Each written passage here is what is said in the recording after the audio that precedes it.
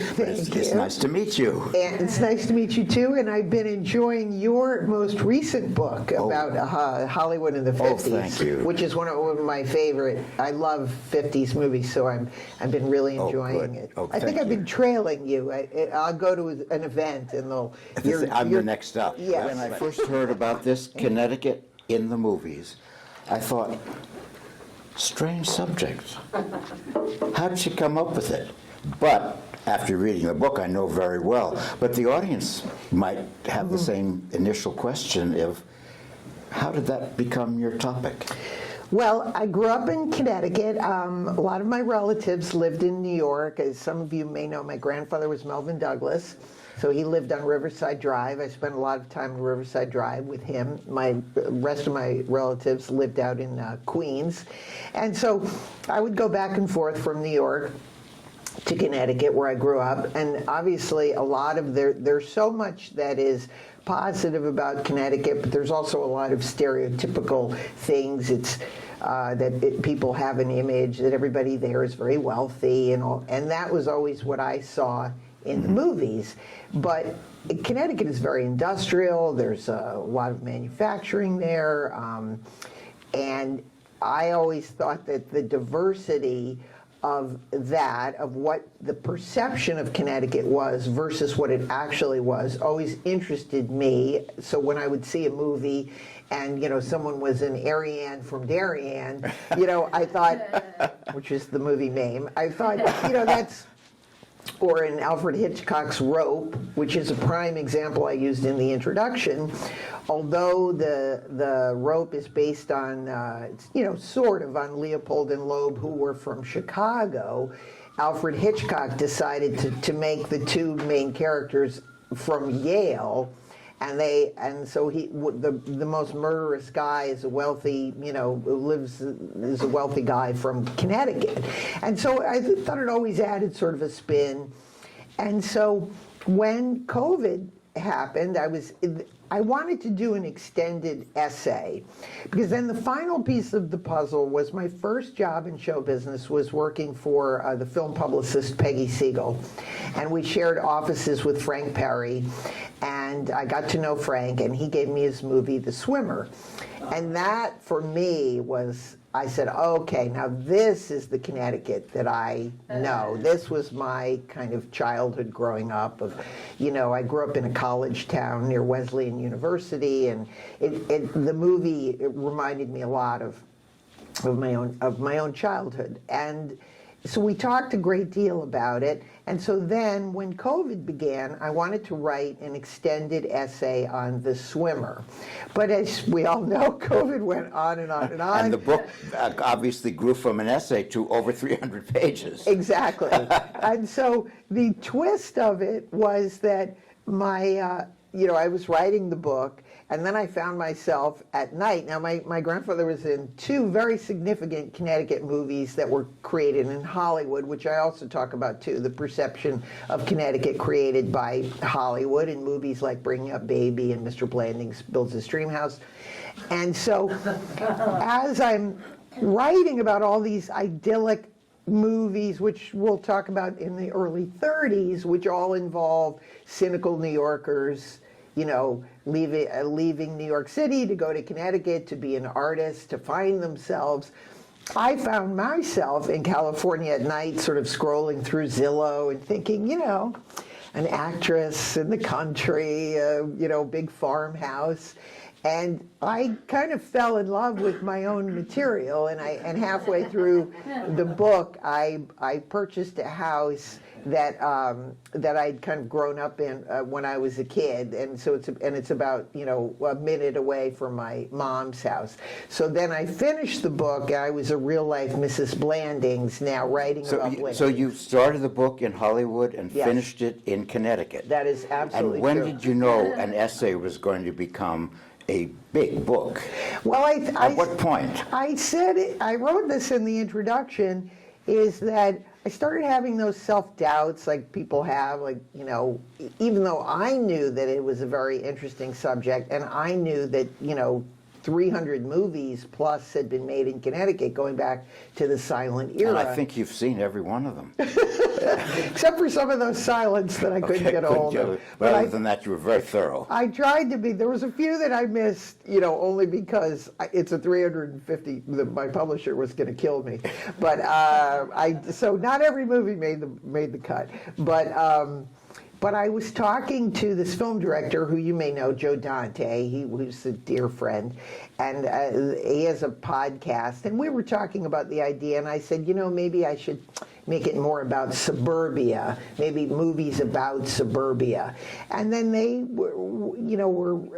had convinced me, well, you grew up there and you want to do it through your eyes of that experience of, I would come down to New York and I would be here in New York and people go to the theater, it's very sophisticated and all this. And then you go back to Connecticut and it was that jarring feeling that we are still in the 1600s and there's a real deep strain of Puritanism. But what comes through in the book is your love of the subject. Yes. That carries you through, because I had the same situation with my 50s book.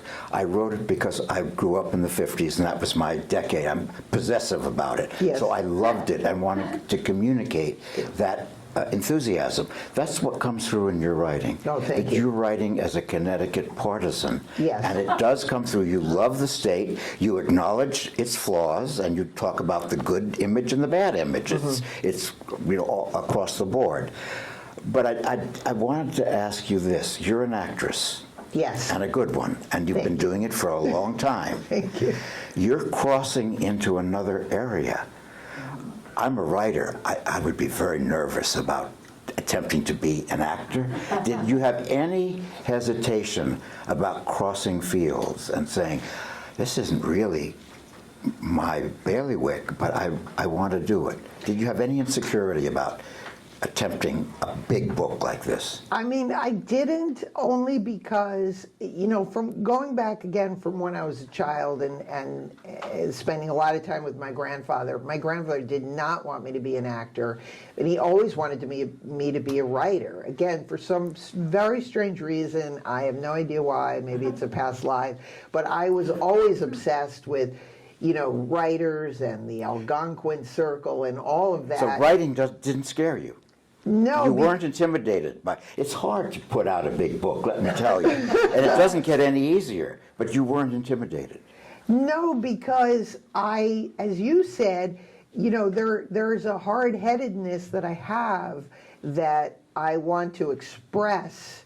As you said, the enthusiasm. You have that something I you have. want to communicate. Exactly. And I love films, and I think these films are important. And I also think that for Connecticut, it lacks an identity. This is the problem with Connecticut, has consistently been it lacks an identity. It's between Boston and it's between New York. And again, you could have a very long discussion about why it has such low self-esteem. But it does seem to again and again go back to the 1600s and these Puritan values and this and that. And there's so many people, Arthur Miller, Elie Kazan, et cetera, chose, Meryl Streep, you can go on and on and on, have chose to make, Paul Newman and John Woodward, have chosen to make Connecticut their home state, and yet somehow Connecticut is completely overlooked as a cinema and artistic town. And the book demonstrates, again, going back to the 20s, to the 30s, you had very wealthy patrons of the arts who were inviting people. And you still do in Connecticut. Exactly. You still do. Yeah, you're right. Some group in Westport approached me that Westport is this cultural center and they want to do programs celebrating its history. And that's what I try to write about, is that Westport goes back to the establishment of Westport as an artistic, bohemian, liberal thinking community goes back to the 1930s, when actors like Frederick March were working on Broadway and they could afford to get a country house, and they bought a country house in Connecticut. And as I write in the book, this then transfers to, in the mid-30s, then we start getting these Hollywood movies that are pretty much an interpretation of what was organically happening in Connecticut at that time. What comes through in the book I thought, well, okay, an actress, is she a writer? I don't say approach the book skeptically, but I wanted to know if you had an authorial voice, and you do. And what you are good at, and what you don't censor yourself, you bring yourself into the text. There's a lot of first person, and I like that. Your opinion about the movies, your personal experience in Connecticut, people you knew in Connecticut, people you worked with from Connecticut, and that first person perspective adds a lot to the book, but it strengthens the work as a writer. I think I did that in this particular book because I always imagined the book as a road trip.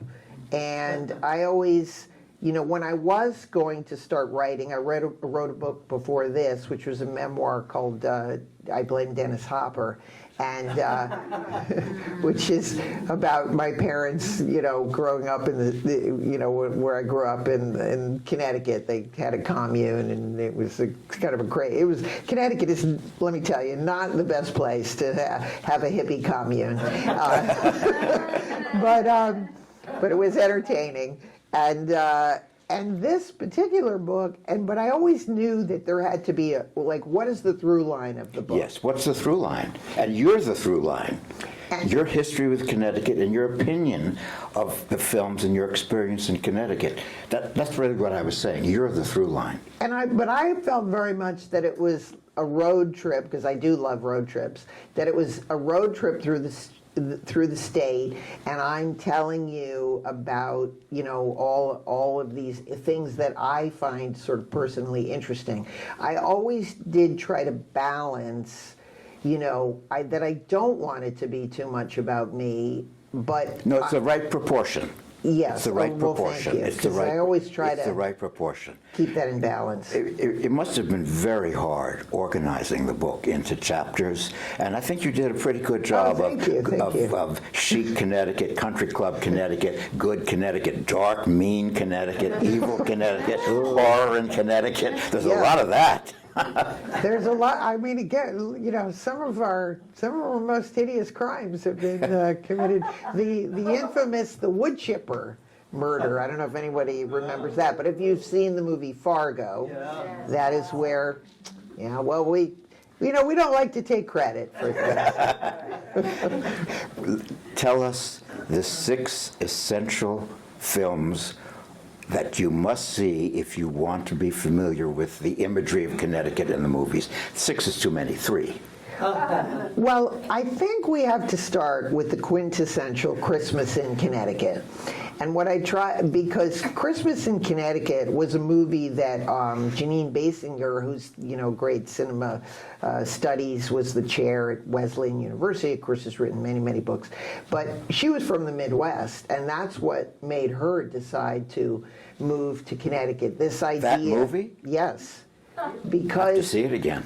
because it was the idea that which is what I write about, this idea, and I don't think it happens in any other state, that Connecticut, because of its proximity to New York, is you have New York there as your rich uncle, but if you want to discover your authentic self, you do it in the woods of Connecticut. And somehow this idea, which I think was truly organic, comes through in film after film after film. But particularly in that one, you would say? Yes, because she's a career gal. She has no interest in Barbara Stanwyck is a magazine writer. She writes a homemaking column, and what you come to find out is that it's completely fake, that she doesn't live in Connecticut, that she's fictionalized this entire life, and then her boss, because it's during the war,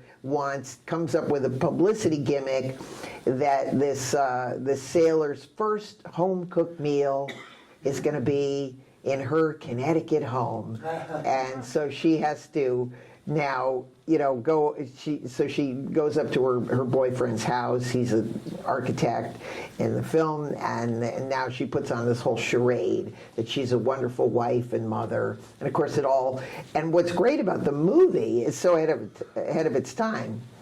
Here's a movie where she has it all. at the end of the movie, she gets the guy, and she does not give her job up at the magazine. But in most films of that era, one or the other. If you have a professional life, no personal life for you. You have to see this movie because it always blows me away that so her boyfriend is Reginald Denny, and he's kind of stuffy, and she's going to marry him even though she doesn't really love him. So then she falls in love with the sailor. And at the end of the movie, as I said, Sidney Greenstreet, who plays the editor of the magazine, he hires them both. So I'm like, well, let me get this straight. He's okay. She marries the sailor. They're both going to work side by side at the magazine. So it's a complete happy ending, and she gets the great house in Connecticut. Second essential Connecticut movie. Oh, I immediately then I have to go to. I'm going to go to Mr. Blanding's. Of course. Build a Stream House. Because you've lived Mr. Blanding's Build I have lived it, and the reason that Mr. Blanding's is so vitally important, again, in its association with, with New York, because I really feel that is the beginning of the creation of, suburbia and post-war suburbia, and the difference between Christmas in Connecticut and Mr. Blanding's is, in Christmas in Connecticut, the house is romanticized, and you find your authentic self, your true love, in this beautiful house in Connecticut. What the seeds of the darkness of Connecticut, even though it's a comedy, in Mr. Blanding's Builds His Dream House are that you have to not only live in a big house, you have to live in the right kind of neighborhood, next to the right kind of people. You're now getting out of New York. You're getting out of your tightly, cramped New York apartment, and everybody deserves their dream house. And it was this idea that was instilled in everybody, and the movie is, again, and nobody sort of notices it. Now we notice product placement, but back in the day, the movie is a wall-to-wall commercial for buying things. And in fact, my grandfather, as his lawyer, even though at first he's upset that he buys the house, the end of the movie, the happy ending is, well, just keep buying and buying and spending, and somehow, somehow it'll all work out in the end. And they created that, even though they made the movie in California, in Malibu, the house was built again on a real house in New Milford, Connecticut. And New Milford is... And that Blanding's house still exists. It still exists. Many of the houses, as you can see in the book, still exist. You can go there and you show us photos, and I'm going to talk about the photo selection, which is terrific. And the third film, say The Swimmer. Oh, it is a tie between The Swimmer, but I have to say, just because, again, currently in the way things are in the world, I would have to go with Gentleman's Agreement, which I think is one of the most important films that really needs to be revisited. When I grew up... But Connecticut gets a bad rap in that film. Because it's so important, because the key to the movie, we all remember that the movie is about gentlemen's agreements and keeping covenants to keep Jews and blacks out of Darien and New Canaan specifically. But the underlying message of the film is in the character Kathy. So, Gregory Peck is doing this undercover story and about anti-Semitism. But what he discovers is, within his own relationship, is that Kathy says, I know it's all a ruse, but, when we visit my family in Darien, can you just not tell them you're Jewish? And that is...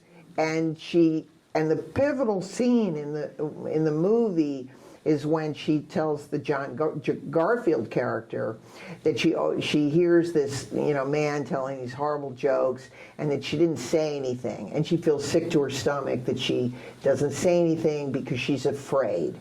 And so, to me, the underlying message of the movie is how we all have to. We think that we are good people, and we think that we stand up for the right things, but I think that over the years, we have become more afraid to speak up now than then we... So you see the film as particularly timely. Yes, I particularly do, and I think that even in my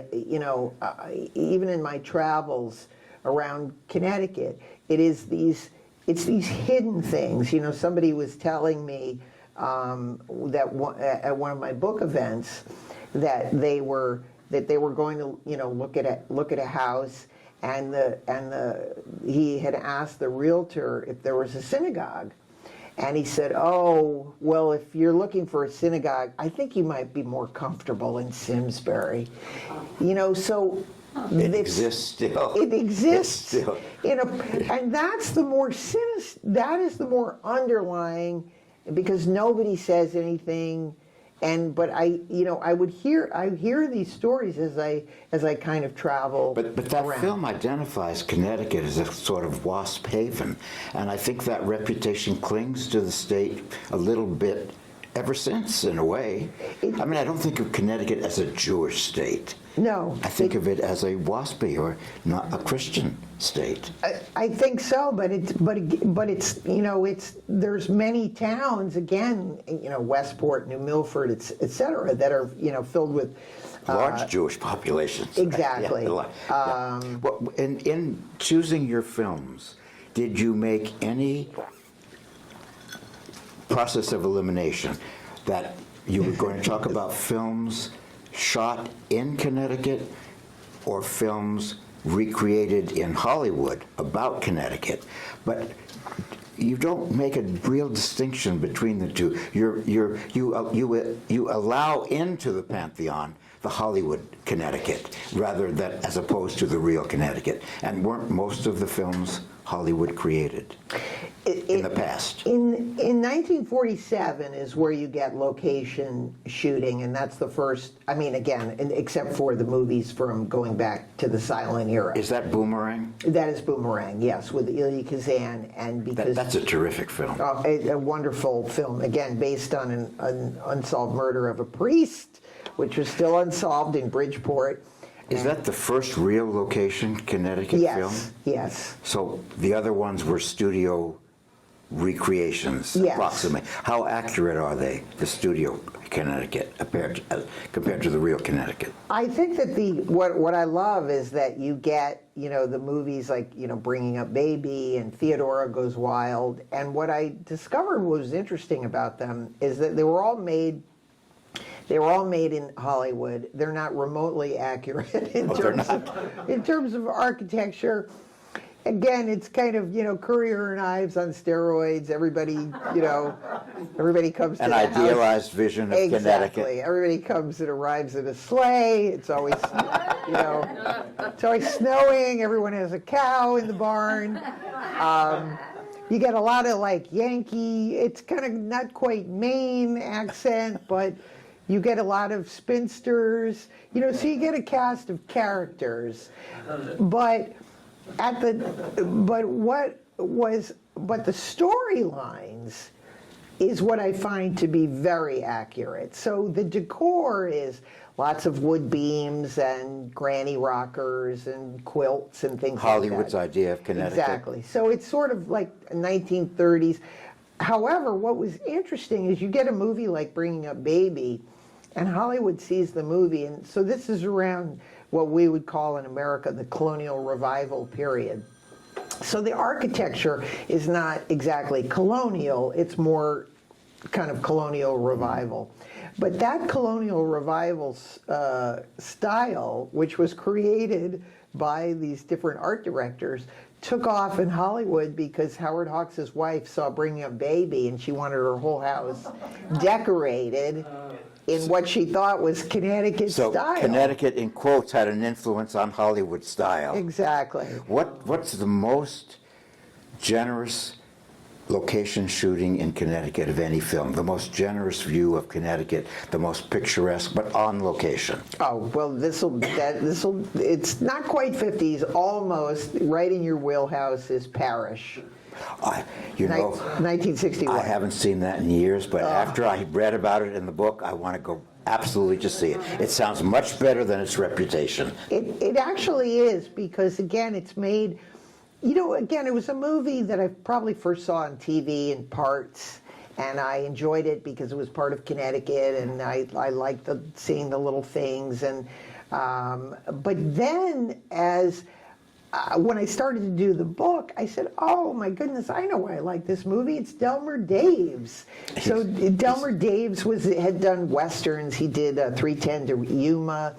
But I found this sort of fascinating. I went on that's so funny when you hand books in, and when I got it back from the person who was doing the spelling and everything, I said, "Too much Delmer Daves?" And he goes, "A little bit."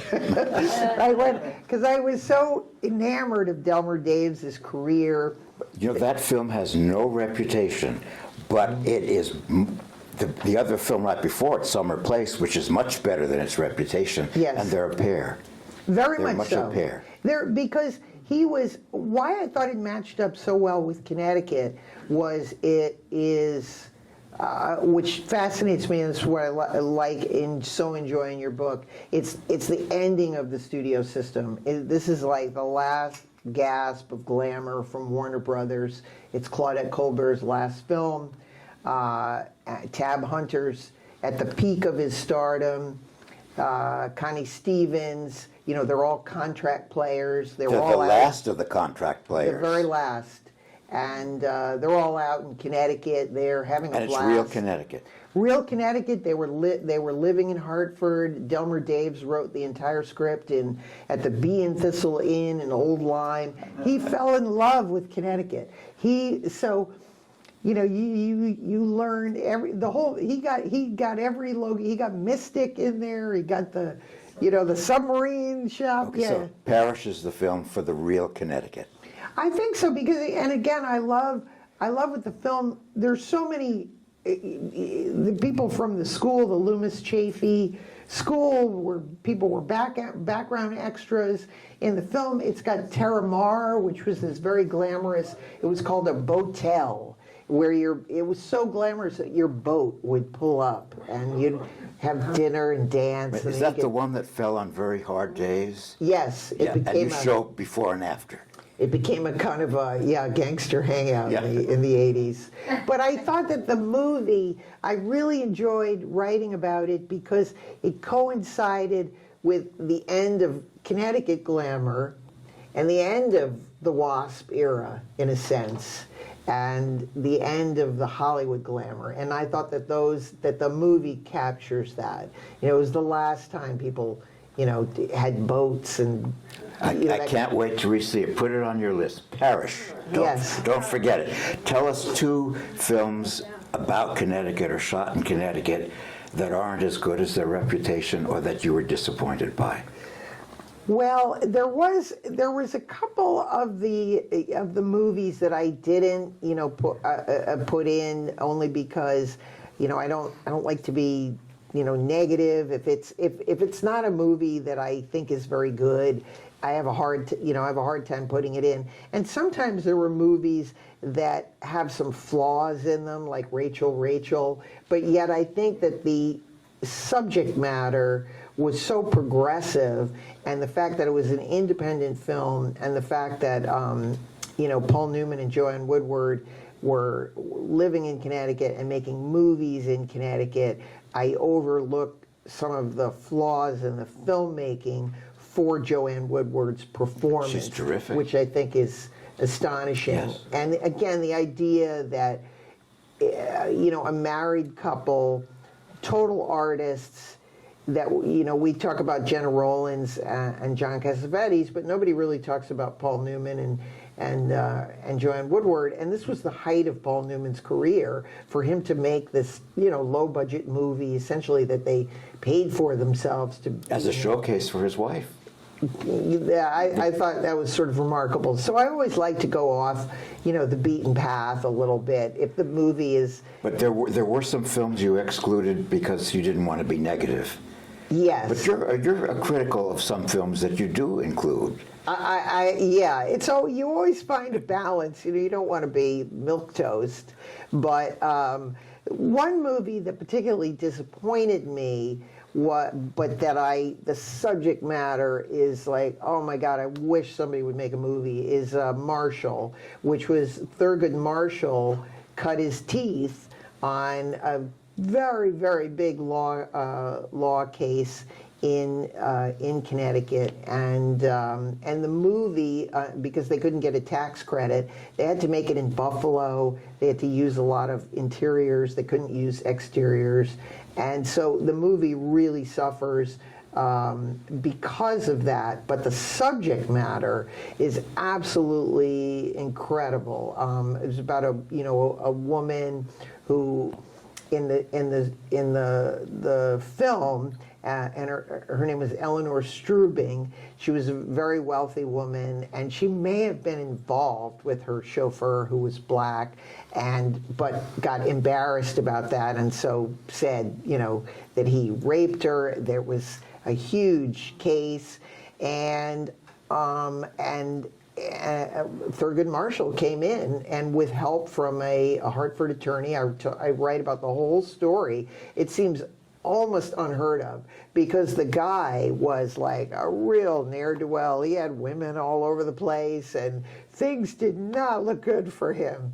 And they thought, well, here's this wealthy woman. There's absolutely no way that anybody is going to believe him. And this is one of the moments where Connecticut rises to the occasion. And he was acquitted.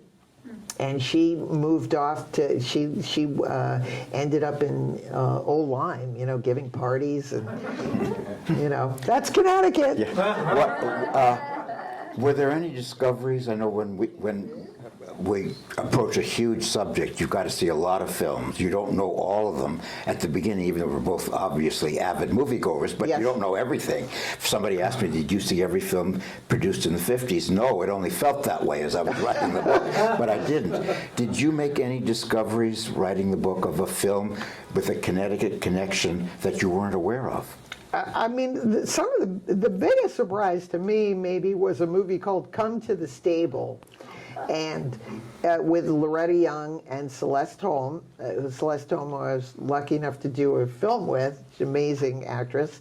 And again, based on a true story that in Bethlehem, Connecticut, that Claire Booth Luce had written about. And it was two nuns from France who had made a promise during the war that if they had, lived, they would go to, Bethlehem and start an abbey. And they literally only picked Connecticut because of the name. But you didn't know about the Connecticut connection before? I had no idea. And of course, once I read about it, I was like, oh, Sister Dolores Hart. And have you been to Regina Loudis to see Dolores Hart? I have not, because it was during COVID, but I was certainly outside. You should go now. She's wonderful. I took pictures, and I said, oh, my goodness, I can't. So that, for me, was pretty much a revelation. That's a great discovery, yeah. And every year, people go to Bethlehem. They mail their Christmas cards from there. So it's an incredible town, and there's they make all sorts of food and crafts there at the Abbey, and you can support the Abbey. It's absolutely You should have beautiful. a book event there, and I bet Mother Dolores would support you. I'm sure she would. I would love to. It's absolutely a beautiful, beautiful place. And as I said, I wanted to try to cover all sorts of films, and I wouldn't exactly call it a message movie. It's more like a spiritual film that seemed popular in those days. It was very popular. Yeah, it's a good film. It holds up, actually. I thought it really held up. It has some of my, I love Celeste Holm and Loretta Young, but it also has Edward Gomez in it, who's terrific, and the other actor I'm blanking on, who's in All About Eve. Gary Merrill? Not Gary Merrill, the other. I'm blanking. Marlowe. Thank you. Marlowe. He's Okay. terrific. He actually it's a really good part for him. Now tell us about the film that you made in Connecticut that you're the star of.